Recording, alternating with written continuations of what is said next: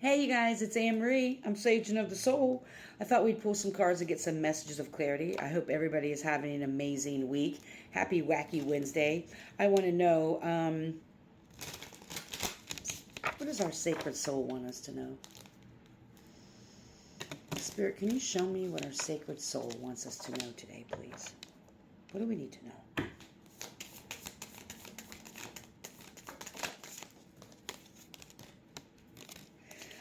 Look for the answer inside of your question. I hate when that happens. I hate when I'm directed for that. Be honest with yourself. You know the truth. I see somebody, and there's memes and jokes about this when people just keep reshuffling their tarot oracle cards or keep going to their pendulum and asking about a situation. You keep getting the same answer. It doesn't matter how many times you reshuffle. And so Spirit is wanting you to take a really honest look at this question you've been asking about this person or this situation. The question that you are asking is the answer that you're seeking. If you're asking Spirit, is this a good community for me to be a part of? Is this a good situation for me to be in? Is this someone that I should interact with? Spirit is saying that is your answer asking that question. If it's not a hell yes, then it's a hell no.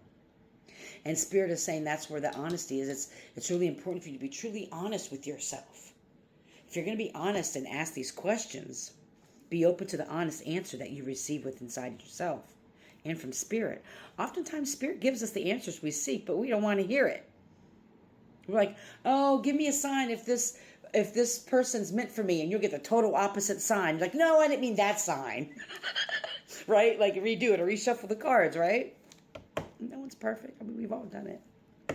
It's hard. Sometimes it's hard, especially when you're dealing with people that you feel as though you've had a connection with, or situations that you really felt that you were in alignment with, but then you started to tap in and get some maybe intuitive downloads about a person, place, or thing that you didn't think were, the cards going everywhere, that you thought that maybe was for you, and so now you're wondering.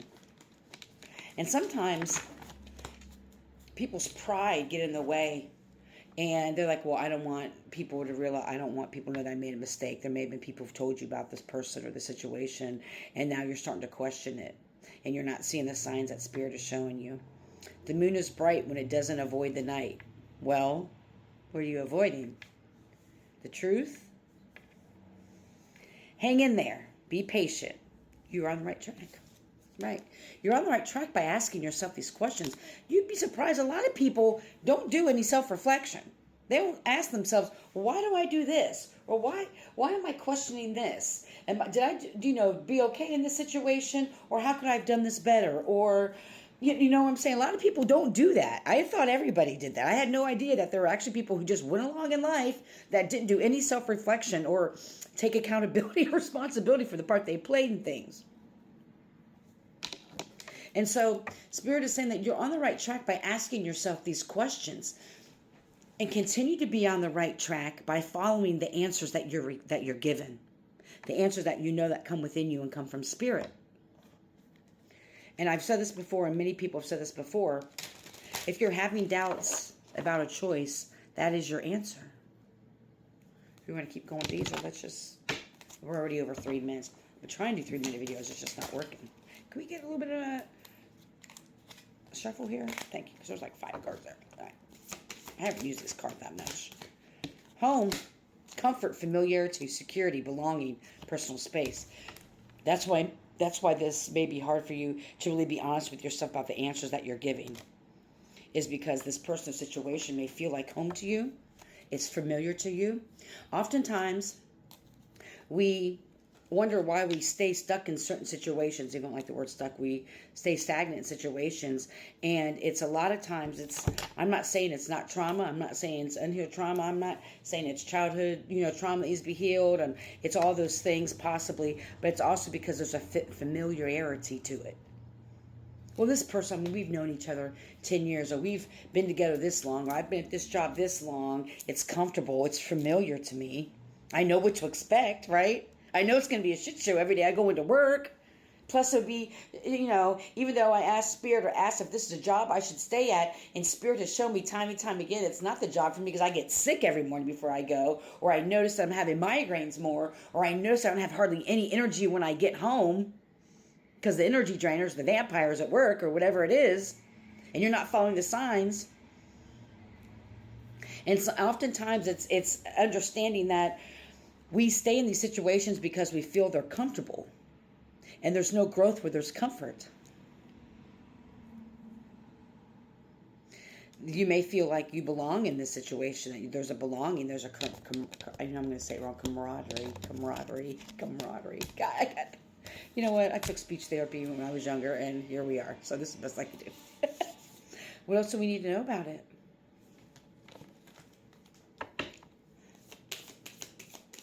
And it's okay. It's just recognizing it and being honest with yourself about it. Like, you know what?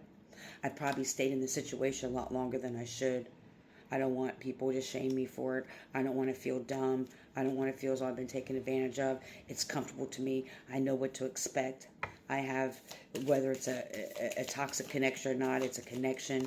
At least I have a job. You know what I'm saying? Saying things like that. Forget safety. Live where you fear to live.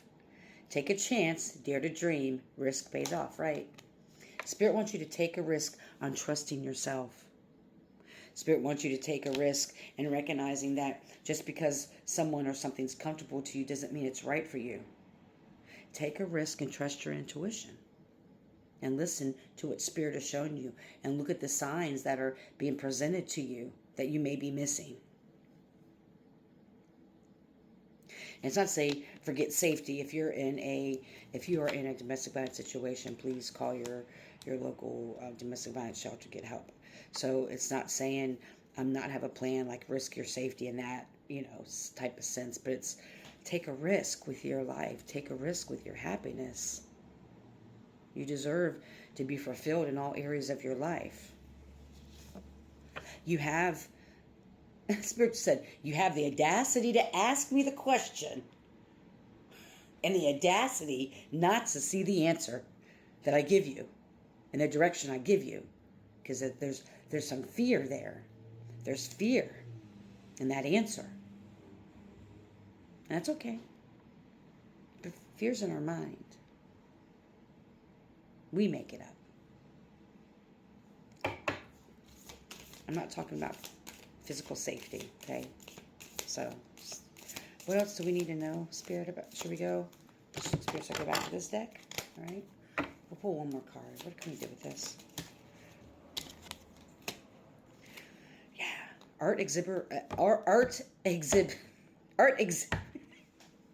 Exhibition.